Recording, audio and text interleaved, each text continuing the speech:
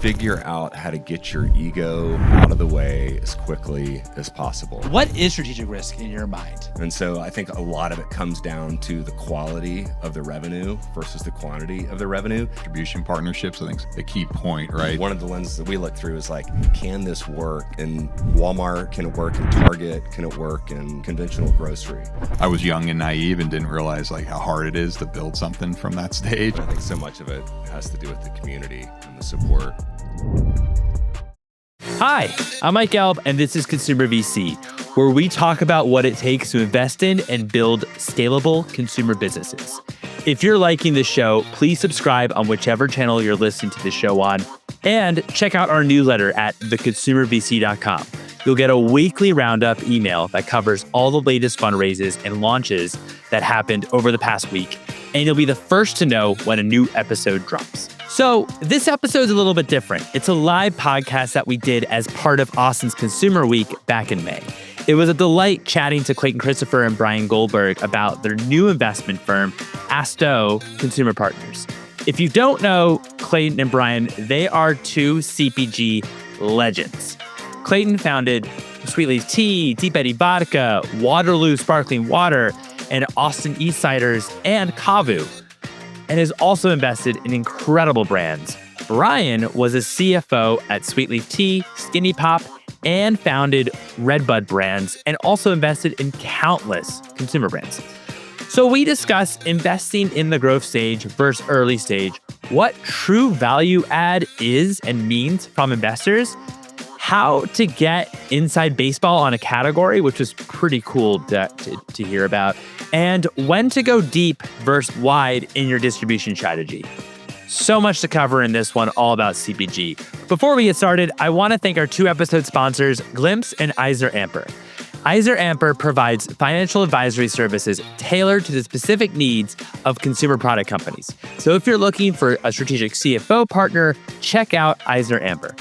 Glimpse is an AI-powered end-to-end deductions management service focused on recovering revenue from KeHE, UNFI, Amazon, and Target for consumer brands.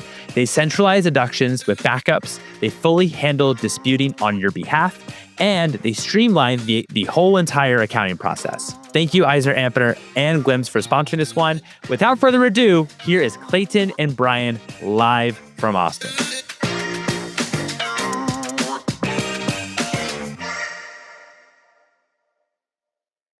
Thank you both so much for coming. We have some of your brands here. Clayton founded Sweet Leaf Tea, Deep Eddy Vodka, Waterloo Sparkling Water. And then obviously Brian was the CFO at Sweet Leaf Tea, and then also SkinnyPop, and among other started Redbud Brands, and kind of the list goes on. So thank you both for being here. Thanks for having us. But now you're currently working on a new venture, Astro Consumer Partners. Can you tell us a little bit more about that? Yeah, sure. Well, first off, Mike and Mark, thanks for having us. I was thinking about this the other day about Austin and how many CPG companies and brands are in Austin now. When we were doing Sweet Leaf Tea back in the mid, 2005, 2006 timeframe, there was probably 4 CPG companies of note back then. Us, Tito's, Stubbs Barbecue, Michelangelo's. I can't think of many more. That was pretty much it. Yeah. That was really it. So to see, what's happened, how many companies, all the companies that have exited over the years, it's pretty amazing. That's wild. It's incredible. And like Austin's now like the number one place in the world, I think, to start a CPG company. And I think so much of it has to do with the community and the support. Yeah, a lot of what you guys are doing, actually. And Mark's been working on this for years, so it's pretty impressive to see it all play out. Yeah, shout out to Mark. And there's also, and back then there definitely was not any capital in Austin at all, right? And now you have some earlier stage venture firms, Springdale Ventures, Midnight Ventures, others. I have Redbud Brands. We were doing some early stage investing. What we're doing at Asto is more later stage investing. So it's a pretty decent sized fund that'll ultimately be hopefully around a $400 or so $1 million fund doing what we would call late stage growth. So companies are typically 50 to $250 million of revenue, profitability, nice growth.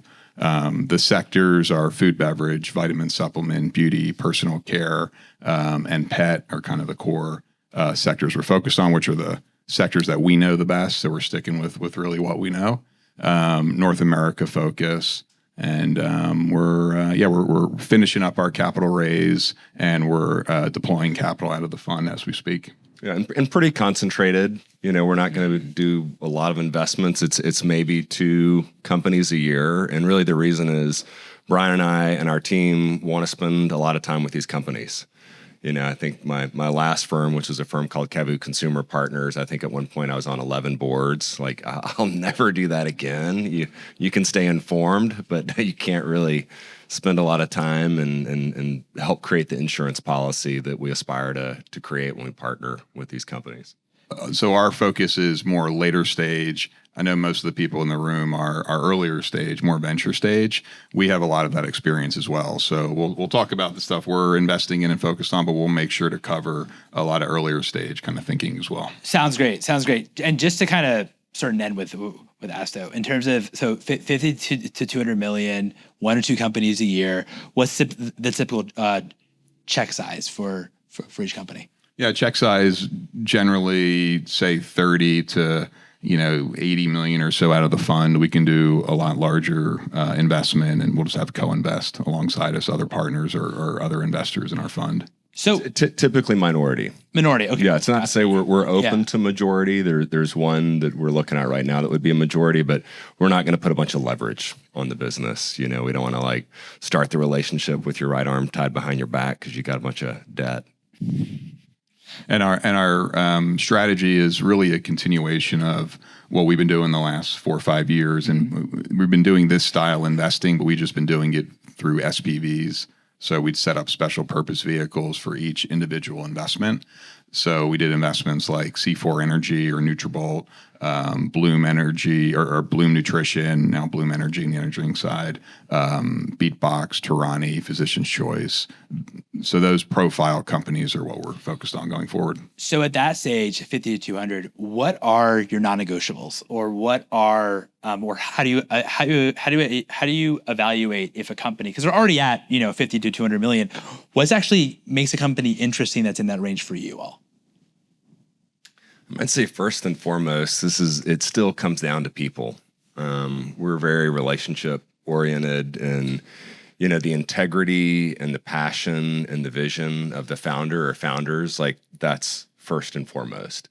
All the other boxes have to be checked. Typically we want to see a growing category.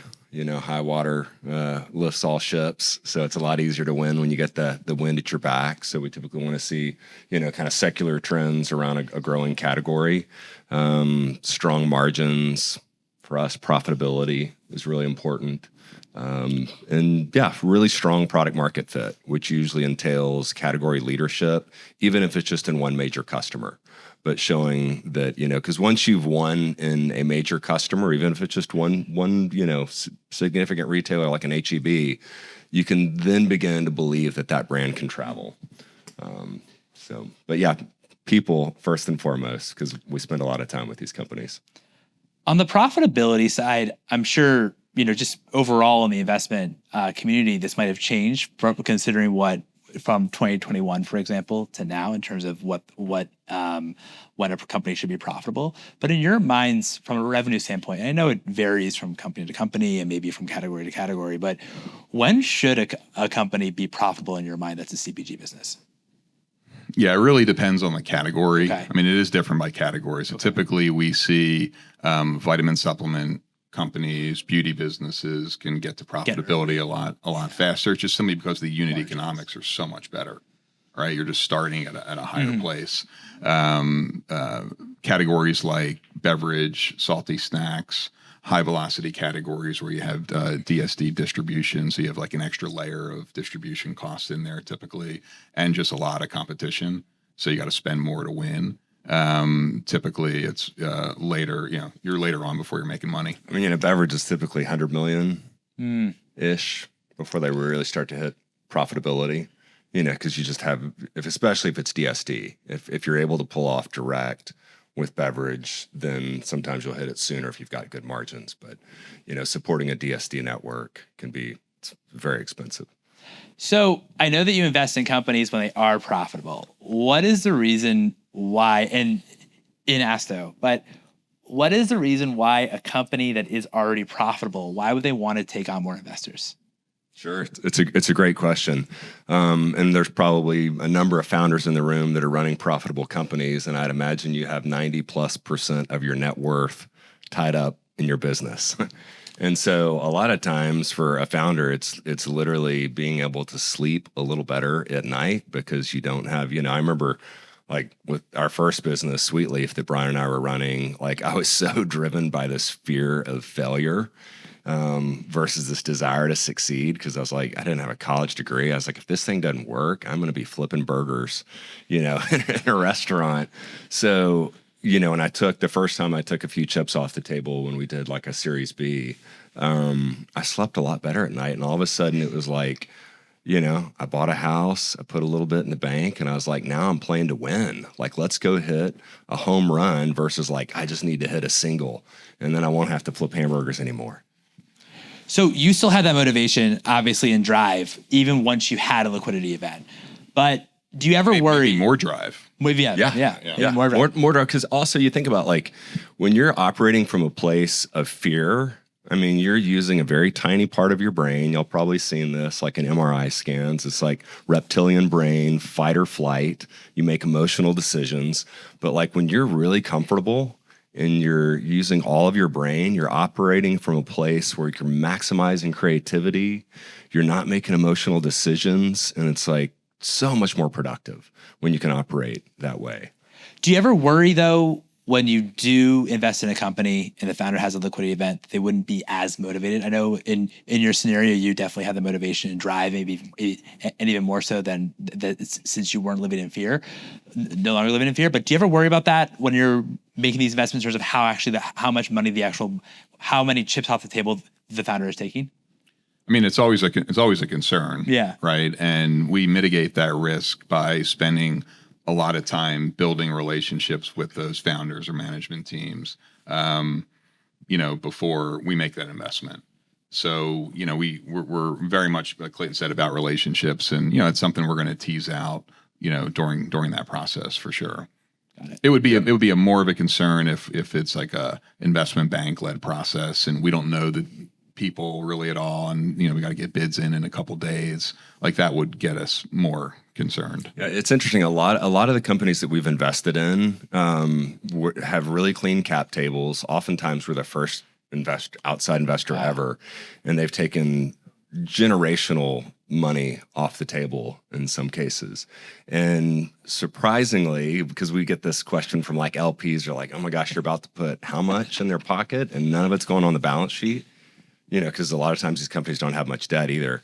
And surprisingly, or not surprisingly, like a lot of these founders are actually more motivated after they take your money or our money than they are before, because they like feel obligated that they now have a partner for the first time. And it's like, listen, we're not just, doing this for ourselves now, but we have an obligation to these partners to, give it everything we've got. So we've never had a situation where, we've had founders like just, want to punch the button and go sit on the call it rich. Yeah. We always have conversations with them ahead of time. Like, listen, if we get to a place where, potentially the company outgrows you, how do you feel about us bringing in a professional CEO? And if we feel like we've got a situation where there's, a company or founders that they're like, hell no, I will never, ever, give my title up.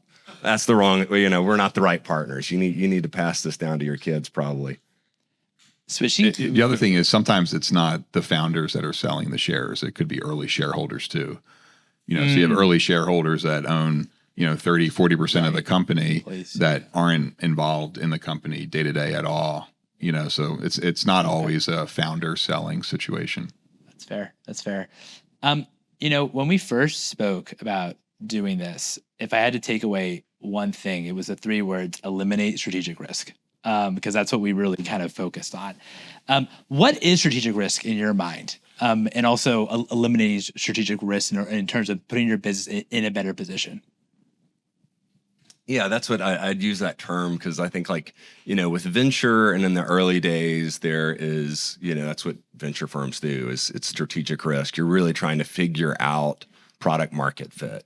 You hear the term like beta, like, let's not worry about margins in the early days. Let's not worry about supply chain optimization. Let's just figure out, are there consumers out there that are willing to pay X for this product? And, that's where venture comes in. And so, as I think about like moving from strategic risk to what I'd call like execution risk, because largely execution risk can be solved with world-class talent. Whereas like, so when I think about kind of that move of like, how do we eliminate strategic risk and move to more of just an execution risk, so much of that is around quality of revenue versus quantity of revenue. You can have two companies that are each doing 20 million, and one of them has not eliminated strategic risk at all because perhaps they've gone way too wide and shallow, and they haven't really proved that they've got a sticky consumer or really know who their consumer is. And the other one could go really narrow, within just one channel or just one retailer or just, one particular geographic area. And they've got really sticky consumer base, high repeat purchase rate. And so I think a lot of it comes down to the quality of the revenue versus the quantity of the revenue, and really defining your strategic priorities and your strategic initiatives. It's surprising how many companies we talk to that you can like interview the leadership team or different various people on the team, and you're like, okay, what are your top 4 strategic initiatives or strategic priorities for the business? And when we kind of get the blank look, which we oftentimes, sometimes you do, they're just like, that's not a good sign. That's not the best companies that tend to be able to really break through and eliminate that strategic risk.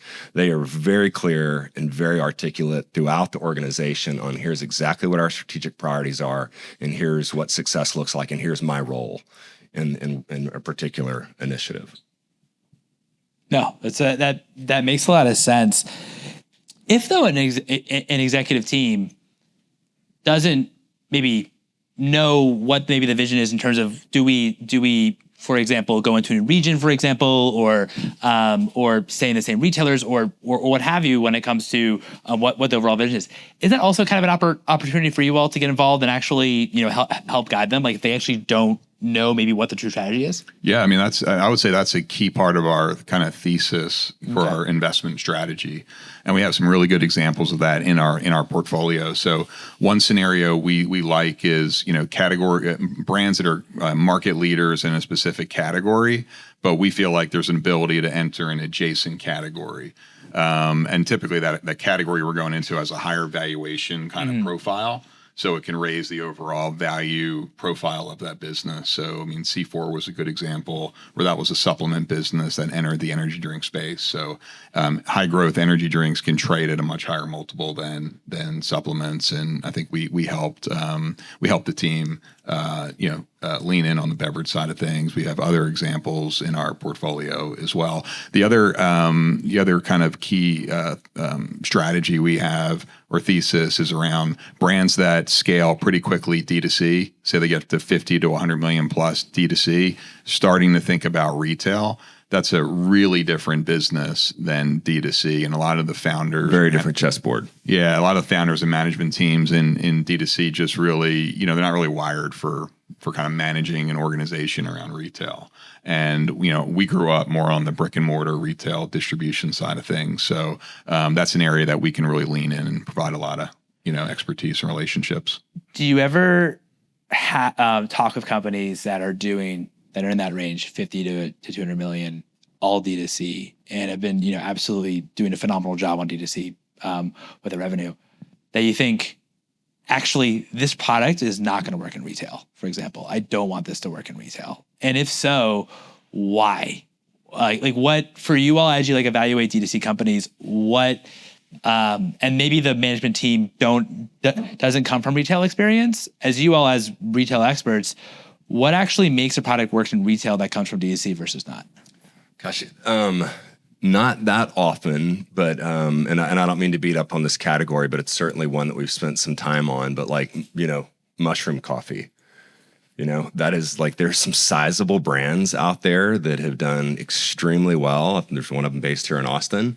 And, we're talking north of 100 million, very profitable. But when you look at syndicated data, none of them have done very well at retail. Interesting. Some of them have done, Four Sigmatic's done okay at Whole Foods. But you move outside of Whole Foods, like, it drops off precipitously. And so, one of the lenses that we look through is like, can this work in Walmart? Can it work in Target? Can it work in, conventional grocery?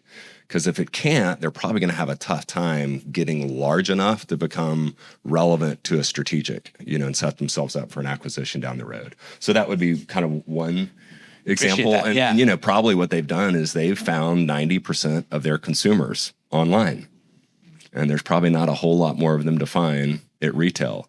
Whereas, these brands that, to Brian's point, that have gotten to, let's call it 100 million, are now moving into retail, ideally there's a lot more of their core consumers that just simply haven't found the brand yet, that brand is now going to get, find their core consumers as they move into retail and get a lot more available out there. Switching a little bit on the early stage, on the earlier stage side, we'll definitely come back to later stage. But on the earlier stage side, it seems like more than ever, there's brands that are actually launching in retail versus D2C as their first channel. What do you make of that happening? Of brands, I mean, I've talked to brands who like launched in Whole Foods, for example, launched in Walmart, have no D2C business, period yet. What do you think about, do you think that D2C as a launching point is, if for CPG, has become a bit wary, or what are your kind of thoughts in terms of? I mean, no, we haven't really seen that. Okay. Beverage, like certain categories. Beverage, yeah. Beverage can typically launch in retail, but in a lot of other categories, and we think D2C can be a really strong kind of launch point for building brand awareness. And these days, retailers, when you're pitching a retailer, they oftentimes want to know how you're doing D2C. That's a way to get kind of build leverage with the retailer, to show them good D2C metrics.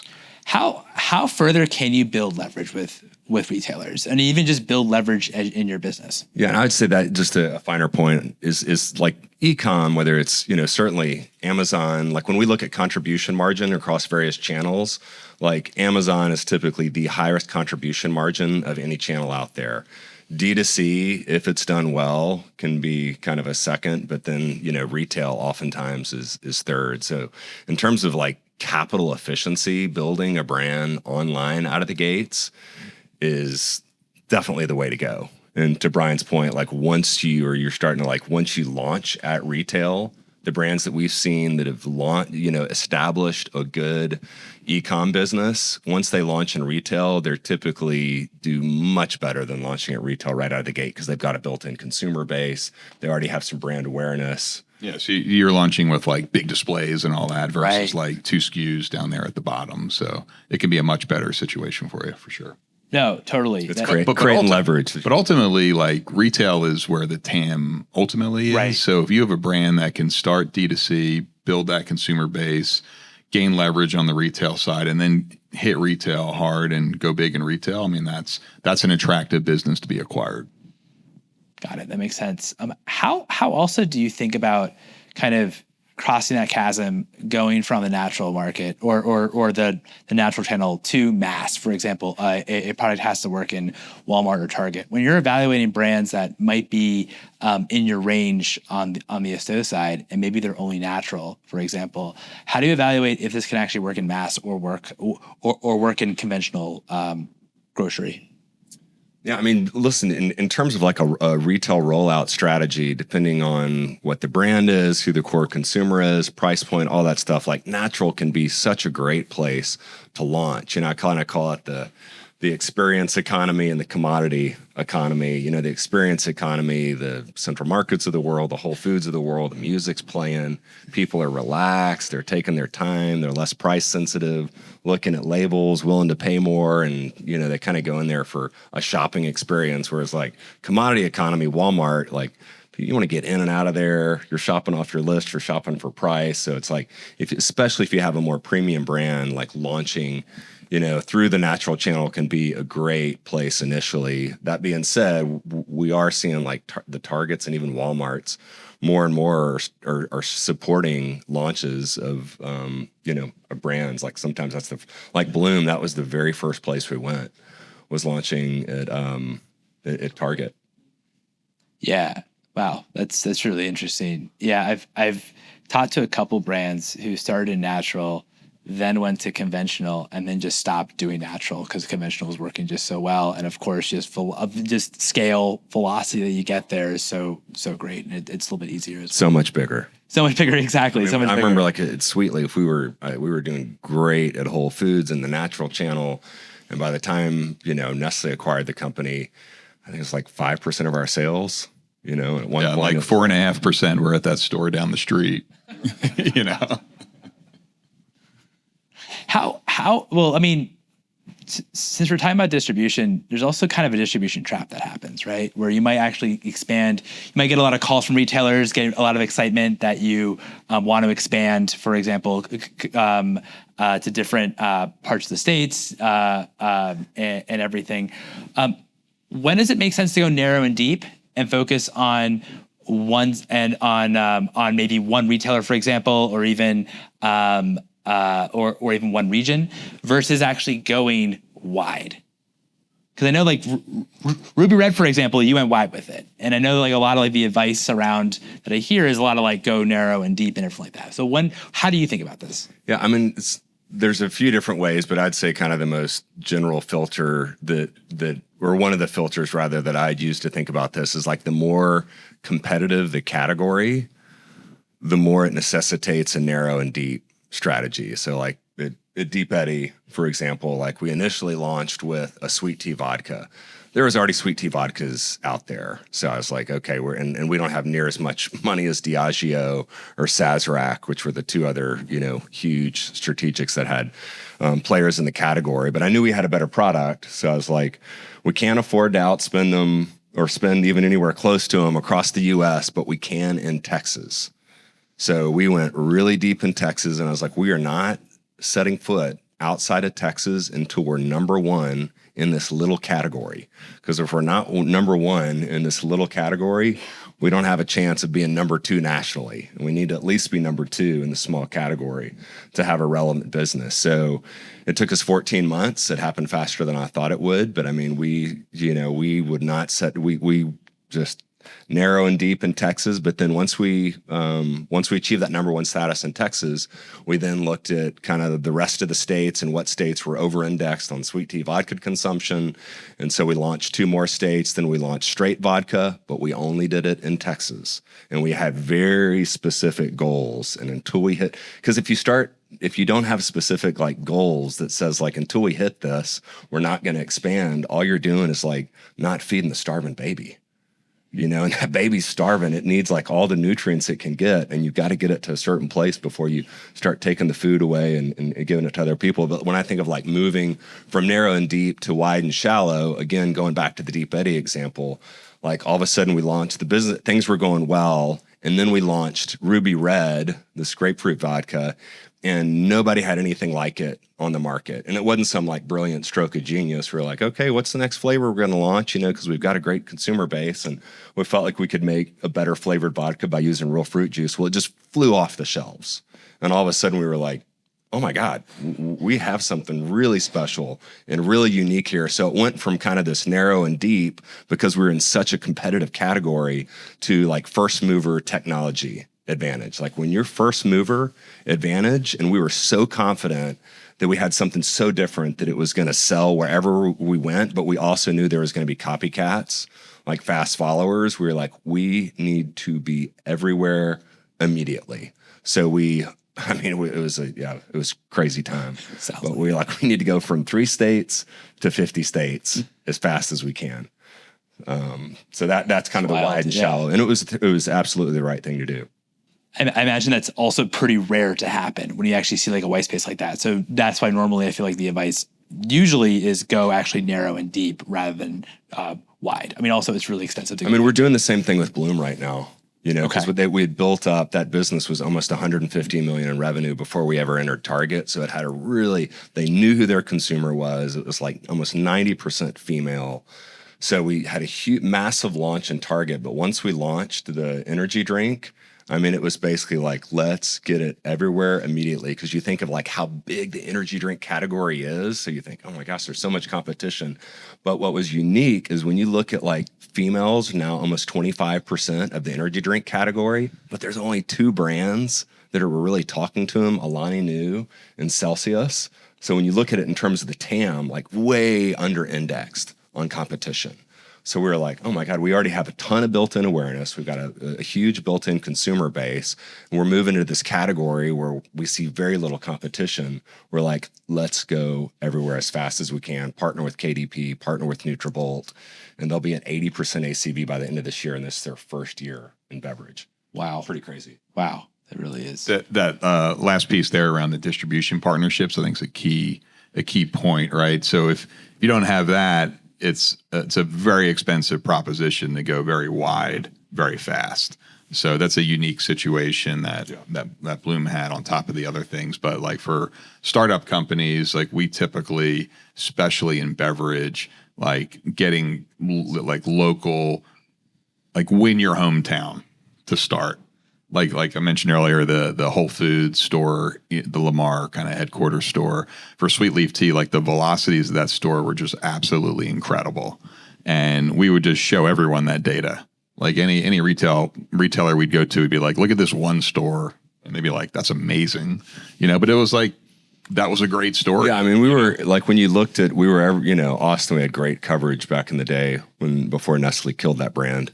But literally, we were doing like almost $3 million in revenue just out of Austin. Wow. And that was when Austin was half the size that it is now.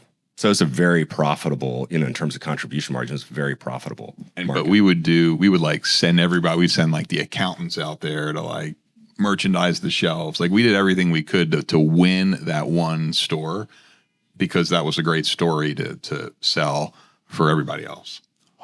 Wow. For emerging brands and young brands, how do you build leverage with retailers and also with your manufacturing partners? Because you're kind of wedged in. You have your contract manufacturers, unless of course you self-manufacture. But let's assume that you have contract manufacturers, and then you also have, of course, your retail buyers on the other side of it, and you sit in the middle, right? How do you create leverage with the retail buyers, with retailers? So retailers, first of all, want your stuff, but also they're excited too to have your stuff, and also want to help you push product, and as well with many of the contract manufacturers in order to get maybe better margins and also better payment terms. Yeah, I mean, you're always thinking about how to create leverage, like in every part of your business, every step of the way. I'm a big believer in win-win. Assume the best of the person that is on the other side of the table from you, that's on the other side of the line. And so I just a big believer in win-win relationships. And I think if you approach leverage that way, it's much better than thinking of it as like a binary outcome. One person, I have to win, they have to lose, or vice versa. But I mean, I remember like early days of Deep Eddy, we didn't have a whole lot of volume, but like we said, let's put out an RFP and basically tell these glass manufacturers that it's going to be a 2-year contract. Like for 2 years, you're not going to talk to us, because we're going to sign with somebody. And I was amazed. Our glass prices dropped from our existing supplier 30% just from sending out that RFP, plus rebates for additional volume hurdles. And that was before the negotiations even started. So, like in terms of retailers, like, building a really strong online business first, or building a really strong data-driven sales story with other retailers, even if it's one store. Like that's still data that's relevant. These buyers for these retailers are risk averse. you don't go become a buyer if you love risk. So like, how do you eliminate risk? Like, show them data. And I'm a big believer is like, I want to create a data-driven sales story that says you're an idiot if you don't say yes to what I'm asking for, because it's in your best interest, it's in our best interest, and I'm trying to set you up for success. But, we were talking about, like, I love the idea of like positive leverage, like, Kevin Hart with yeah. So, influencer partners can be great leverage points, especially for earlier stage brands. But, in one of our companies, C4, Kevin Hart's a investor and part of it. And he's been a great supporter of the brand and been helpful with retailers. We'll do video messages and things like that. So if you're a buyer for, a retailer and you get something like that, like that's going to move the needle for sure. No, for sure. That makes a ton of sense. On all sides, whether it's on the celebrity side and also just on the manufacturing and retail side. Since you both, obviously you're investors, you're also operators, you build and scaled a number of businesses. Speaking from your own experience on the operator side, when you did have investors on the cap table, we're not going to call anyone out, but do you think what does it actually look like when an investor is value add from an operator? What does it look like when they're maybe not value add? I think we were talking about this earlier. Some of the investors that, when we go back through all the companies we've been part of that are the most kind of memorable, have been the most supportive and helpful, have been other entrepreneurs, and oftentimes not part of large investment firms, but they either came in as an angel or they're were referred by an angel investor or an early stage investor. And we had one Bill at Sweet Leaf Tea. Yeah, Bill McGoy. He was one of the original Snapple distributors, and he was amazing. We met him through the Houston Angel Network, but he was the one that convinced me to hire Brian. I was like, Bill, I'm gonna have to pay him like twice as much as I'm making. He's like, Clayton, hire him. Yeah, lucky enough, wasn't Brian much, said by the way. But it's that can make all the difference. But I trusted him completely. I was like, I trusted him. I trusted his heart. He had a phenomenal reputation and experience. And Tom First from Nantucket Nectars, I recruited him on our board at Sweet Leaf. He was amazing. It's just like when people have walked in your shoes, what you're going through versus like it's different. I call it, helping write the book versus reading and regurgitating the book. It's very different.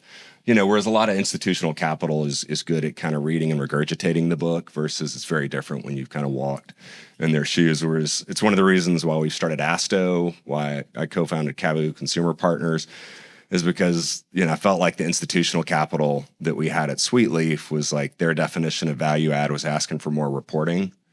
I was like, it's not what we need. Like, yeah, okay, well, Brian can help us give you some more reporting, but like, we need inside baseball. I want to know what, Monster's paying for their co-packer. I want warm introductions to retailers. I want help recruiting world-class talent because, we see some of these first-time entrepreneurs and they, you meet somebody that knows how to read a balance sheet and you're like, oh my God, they're going to be our CFO. I'm like, they wouldn't probably be a controller at one of our portfolio companies. So I think having that pattern recognition, we've just found that entrepreneurs, have been best at that in terms of value add.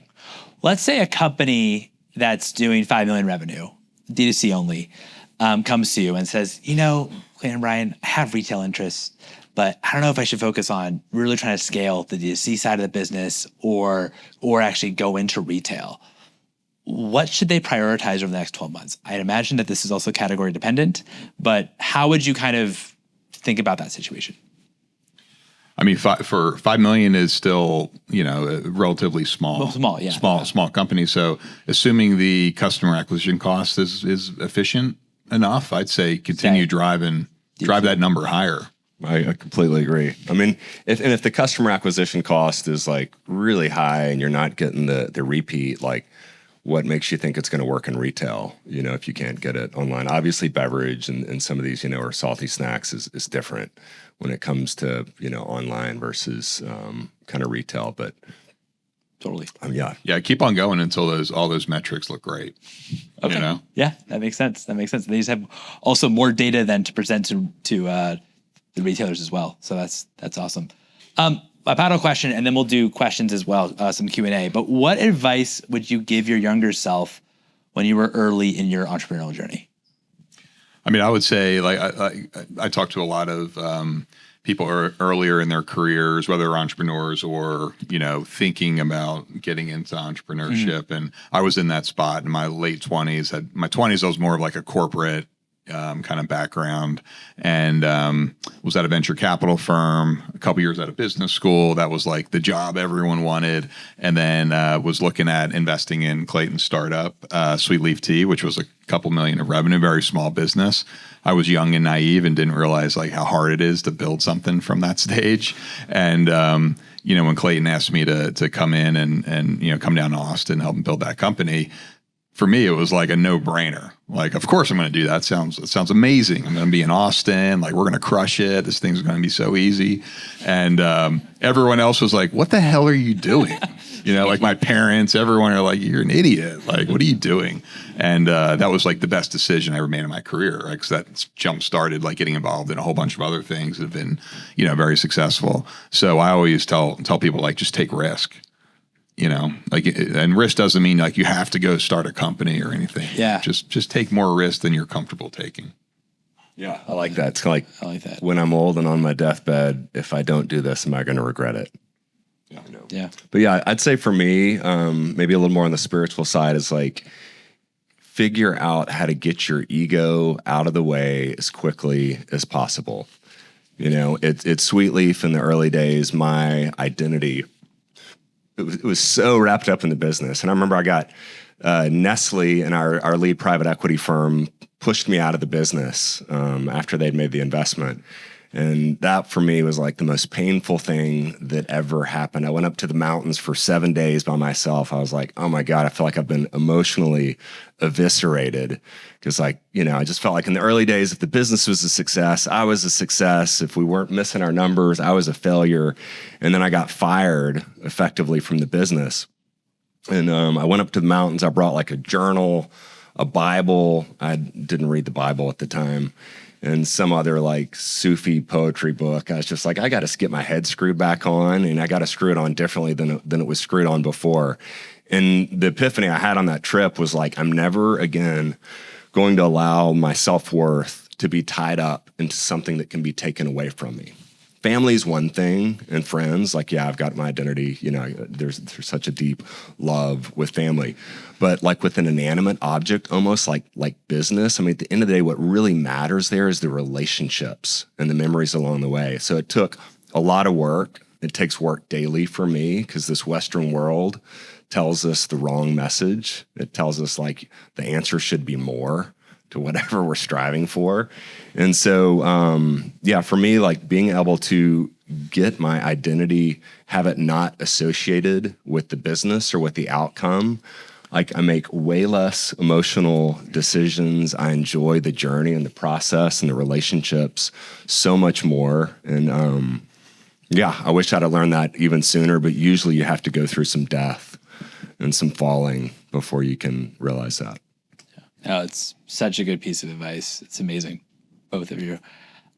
We can open it up for questions if you'd like, if anyone has questions for them. Everyone, my name's Ashley. I'm the founder of a flavored milk company for kids. What's the name? What's that? What's the name? Jubilees. Thank you very much, Mark. Yeah, so I am really early, about 2 months in. I feel like I've got a lot of signals of good traction. I'm launching into 7 retail chains this summer. And I've got a warehouse of 30 pallets. Feel like I'm ready to go, but I'm trying to decide. They're regionally distributed for sure. There's West Coast, there's Texas, it's kind of all over. So, but what I have in Austin is turning really quickly. So I feel like it sounds a little bit like your Redbird story, where I'm in a disruptive place and like maybe it'll be great. But I'm trying to decide, like, am I being bold or stupid? So, in going like broad and wide so quickly, so early in my journey. So I'd love to hear some thoughts on like questions I should be asking myself to help me decide, like, should I be saying yes to all of these things right now? Or should I reconsider like going deep in my backyard first? I mean, I would probably go deep in your backyard first. It's right under your nose. You're going to learn when there's going to be plenty of mistakes, and those mistakes are all learning lessons. And you're going to catch them so much more quickly. You're going to, when buyers ask you, like, where do you want to be, merchandised in the store, you're going to be that much more confident in the answer to that because you're going to see it on shelf on a daily basis. And not that you can't do that because you're going to have some stores here that you're launching with, but just trying to think of launching with every retailer you can in your backyard. I mean, you can control demos that way. You've got to get liquid to lips. Obviously, kids are about as picky as it gets when it comes to taste. But I would, just because as you're shipping LTL across the country, that becomes a lot more expensive. You can see freight as a percentage of revenue start to go through the roof. But I was like, God, if you can just, get to full truckloads as quickly as possible, and you can only do that through volume, with those chains or those retailers. Are you making it around here? No, I make it in New York. Okay. I distribute through Katie. Shelf stable, I'd imagine. Yeah. That's great. So. Yeah. But yeah, even if it's just Texas, thinking of there's what does success look like in Texas?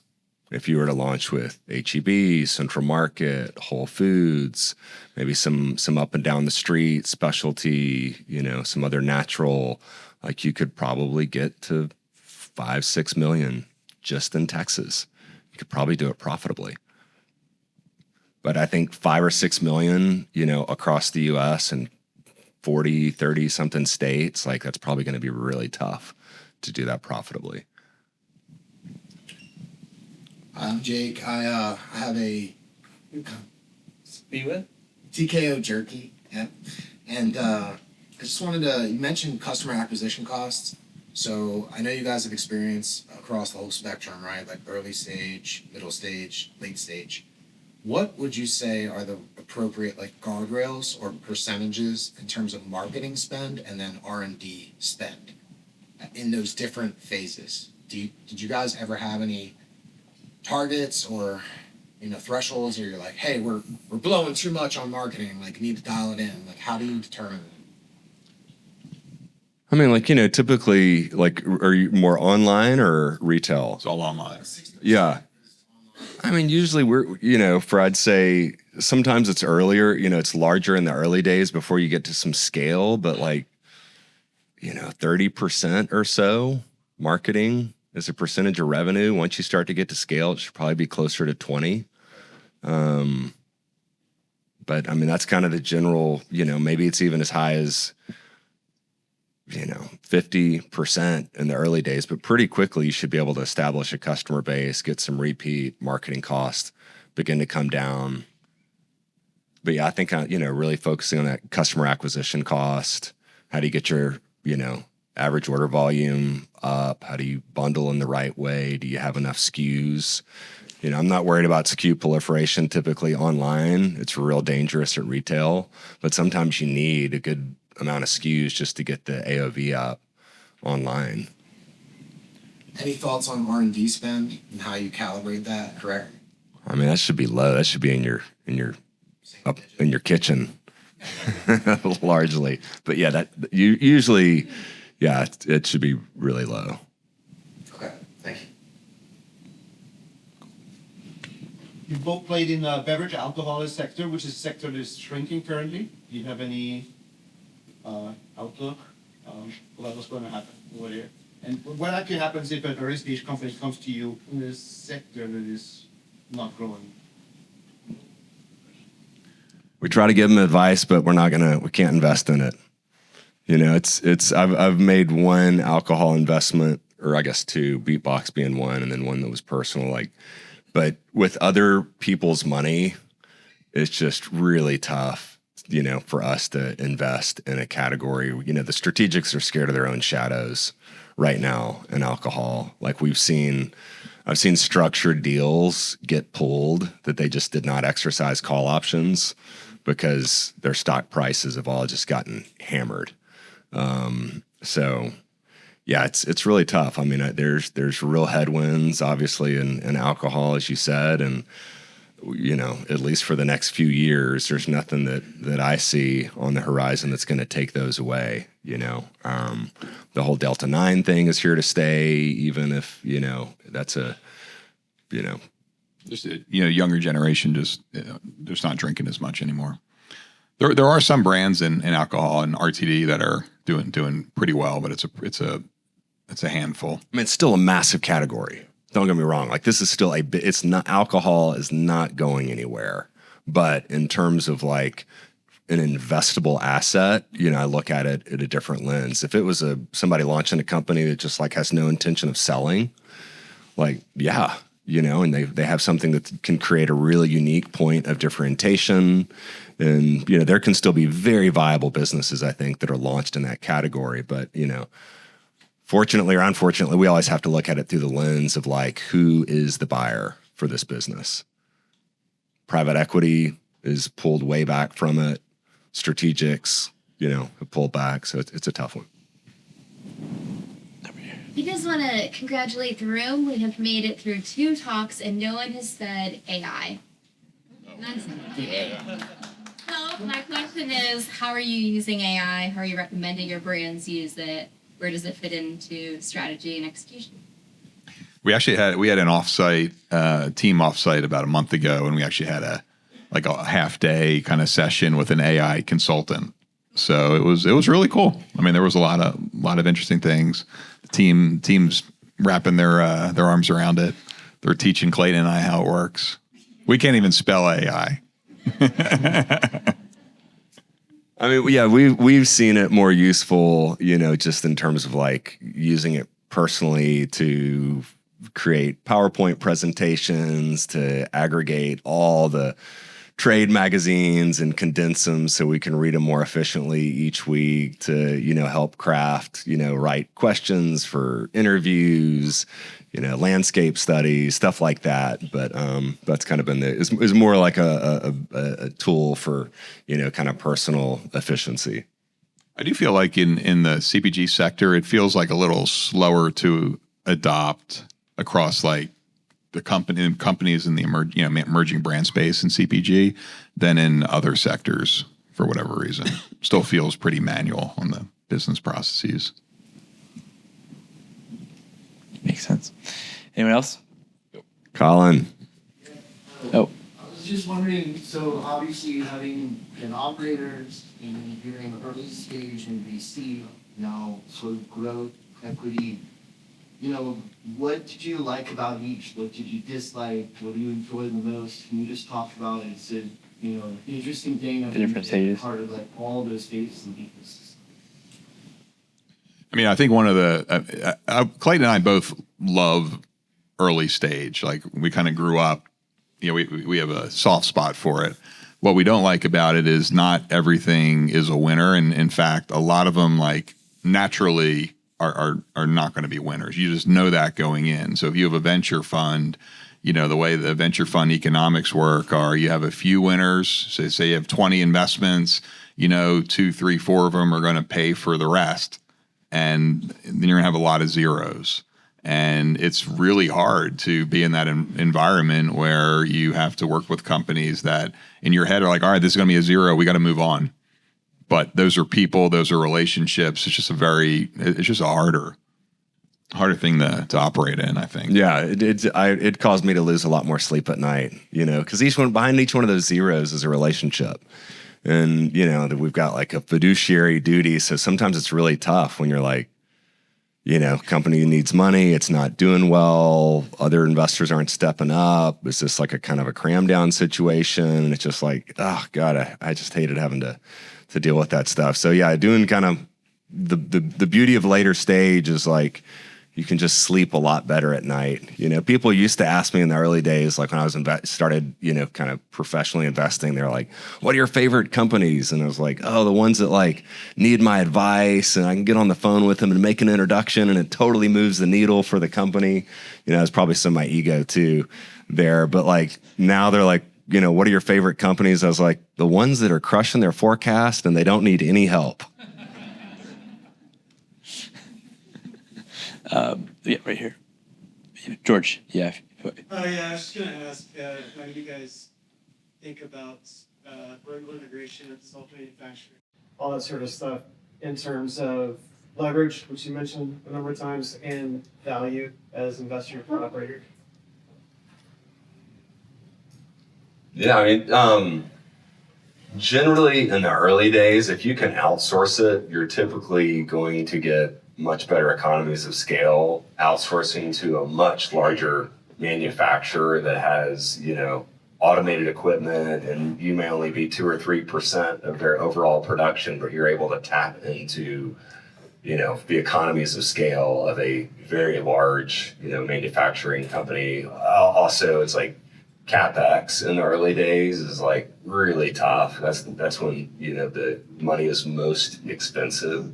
So having to invest right out of the gate, sell part of your company to invest in a depreciating asset, I hate that that business model. Now, if you've got a product that's just really complicated to manufacture and simply being able to assure really good quality control, if that's a massive moat, then that may make sense. But typically, if you're able to outsource manufacturing well and keep a close eye on it, that's going to be much more efficient. And then, it's not until you really get to scale that perhaps you start to do a cost benefit analysis to see how quickly would this plant pay for itself if we were to bring this manufacturing in-house.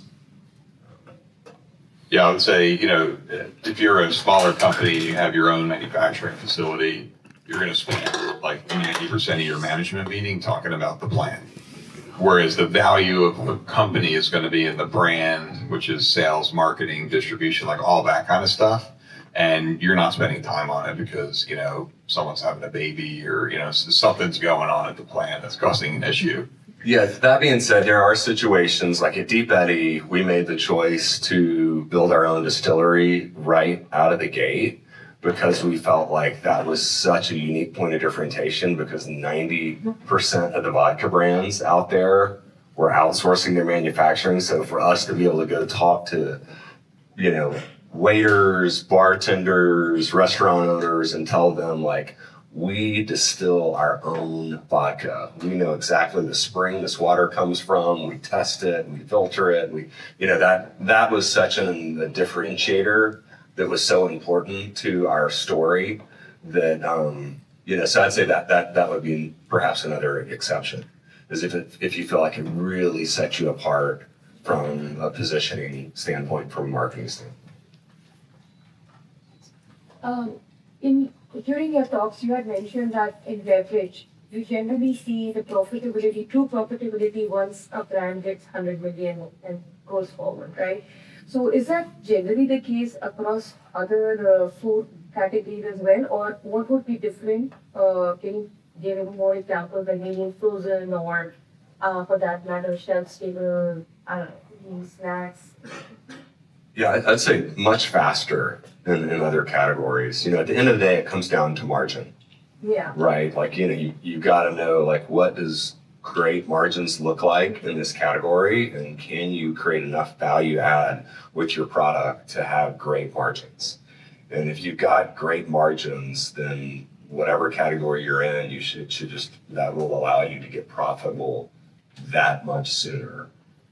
Agree. But then when you're scaling, right, at some point you want to see the advantage of scaling, which you were not able to get those margins early on, sometime down there. So would you at some point give that benefit or the margin benefit a little bit to the retailer and the consumer as well? Would that be something that would, or that is You mean in terms of the retailer making a higher margin off your product? Or the consumer getting the benefit of lowering your margins? You want to sell your product for as high as you possibly can before volume really falls off.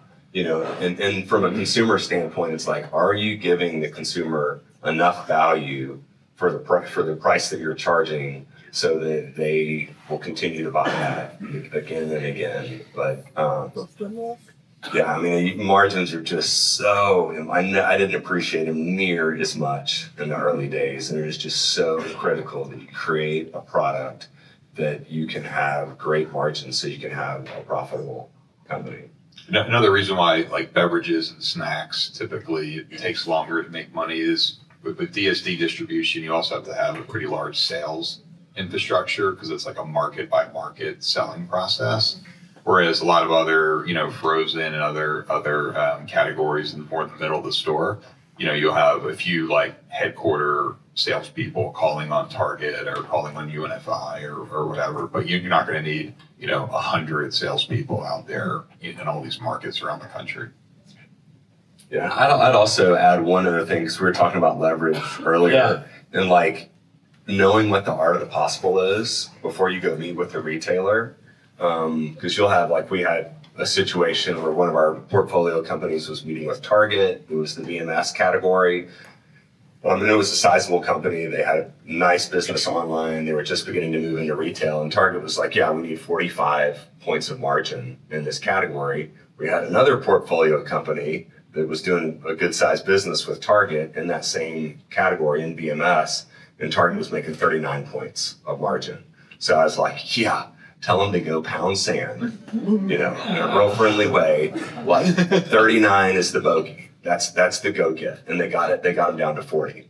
But had they not known that, they'd have just taken it on the chin probably. So I say it's really good to know, like, be able to talk to other companies in the category that you're in to know the art of the possible. Because once you know the art of the possible, you have so much more confidence going in there and having, those negotiations. A lot of the big box retailers are doing like their own version of a marketplace. Like Best Buy is going to be launching a marketplace in August. Target has where you can work with other distributors and get online sales for them first. Same with Walmart, some of these other ones, as a way to like test, would they want that in your store? Would they want to put it on the store shelves themselves?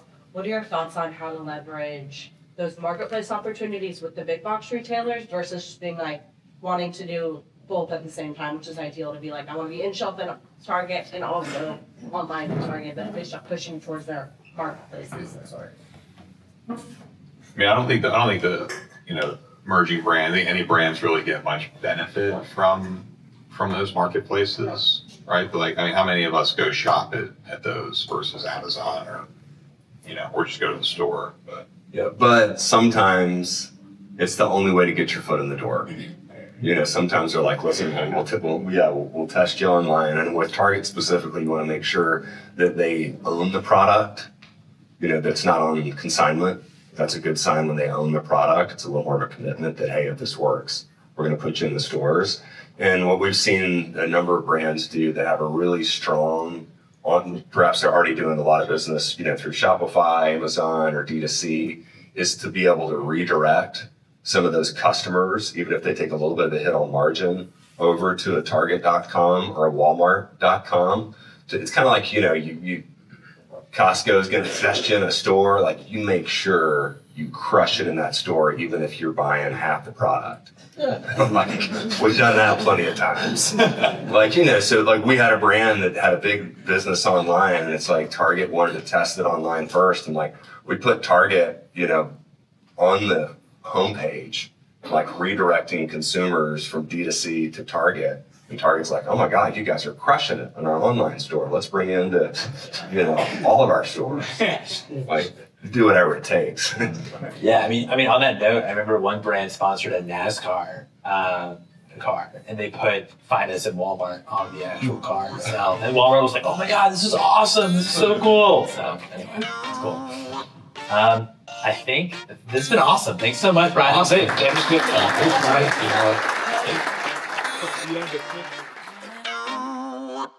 And there you have it. Clayton and Brian, thanks both so much for coming on the show and for making an incredible event in Austin. Thank you for Eisner Ampener and for Glimpse for being our presenting sponsors on today's show. And if you're loving this show, please check out the newsletter at theconsumerbc.com. Until next time, thank you.